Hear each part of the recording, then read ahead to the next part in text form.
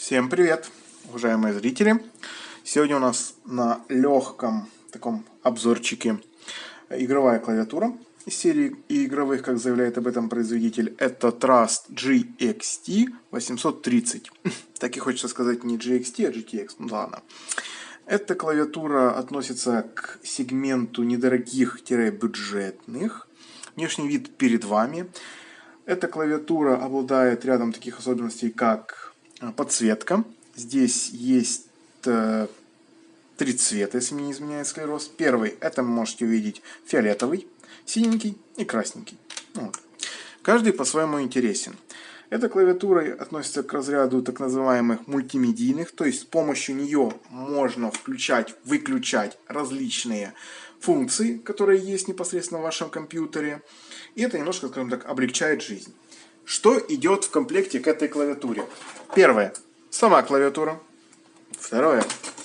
Коробка, которая она поставляется, вот такая вот симпатичная. Может даже быть в обычной картонной коробке серого или бежевого цвета. Ну, тоже с надписями. Здесь производитель на английском указывает, даже на других языках, какие основные функции здесь есть. Вот, кому интересно, там можете почитать. Вот, ну, так вот.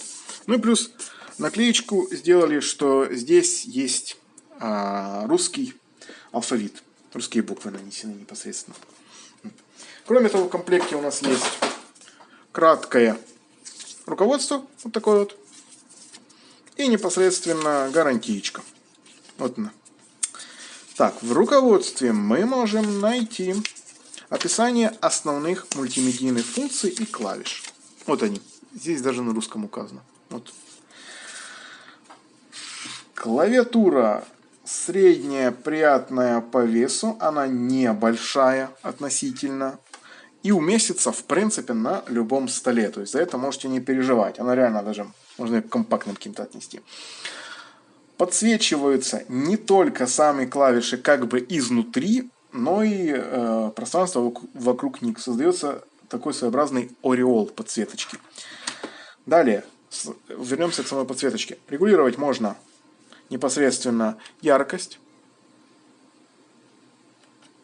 Вот таким ступенчатым методом убирается и прибавляется. То есть нет такого, что зажало и убирается, ступенчато все.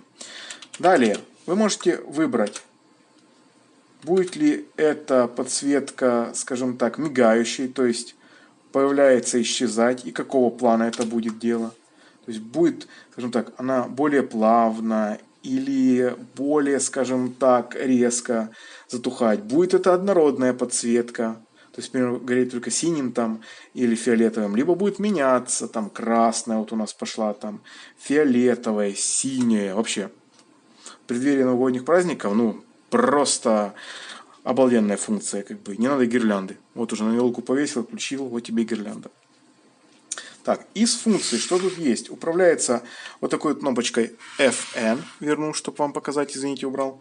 Вот она. В принципе, такая же кнопочка FN очень часто встречается на ноутбуках. То есть для владельца ноутбуком это не будет каким-то открытием или чем-то новым.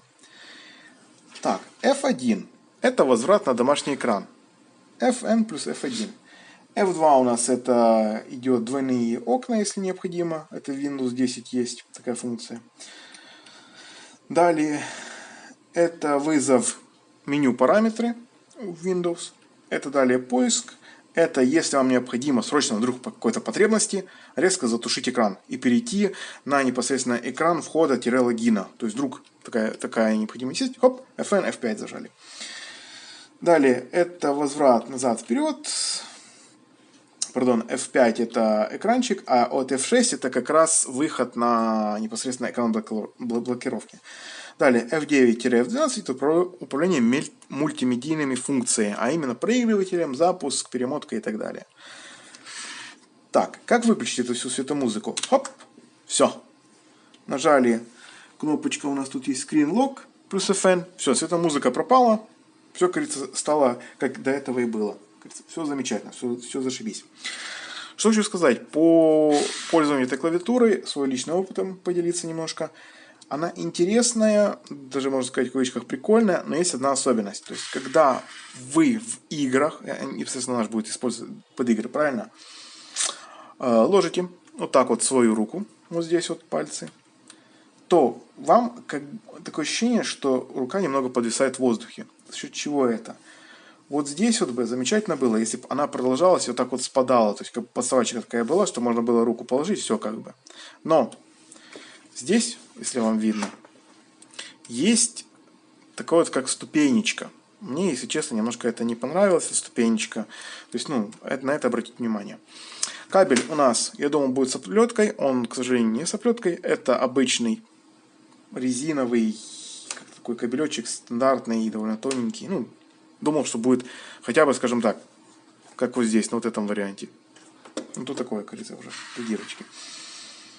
Так, в целом, что хочу сказать. Клавиатура, если вам попадется за цену в 15-17 долларов, 18, это классный вариант.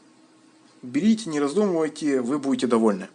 Функции свои она отрабатывает. По непосредственно громкости, можете слышать. Если честно, то довольно негромко работает. То есть, поверьте, по сравнению с моими старыми клавиатурами реально тихо. То есть, можно даже в комнате, где люди отдыхают, спят и так далее, сидеть играть, работать и так далее, не будет никакого там дискомфорта. Из особенностей, это вот не слишком яркий светодиодик. Здесь он, в принципе, ярко так светит. Когда ложишь клавиатуру вот так вот, то она, к сожалению, не слишком ярко. На это тоже стоит обратить внимание. В комплекте также идут с самой клавиатуры вот такие вот ножки. Для того, чтобы можно ее было поднять, и вам удобнее было с ней работать. Надеюсь, это видео станет вам полезным. Вы получите определенное представление о самой этой клавиатуре. Скажу так, при определенной цене можно брать. Если же это идет цена уже 20-25 и выше долларов, то стоит присмотреться повнимательнее и клавиатурам этого же производителя и других производителей тоже. В сегменте мультимедиа-недорогие игровые. Все, всем хорошего дня и пока-пока.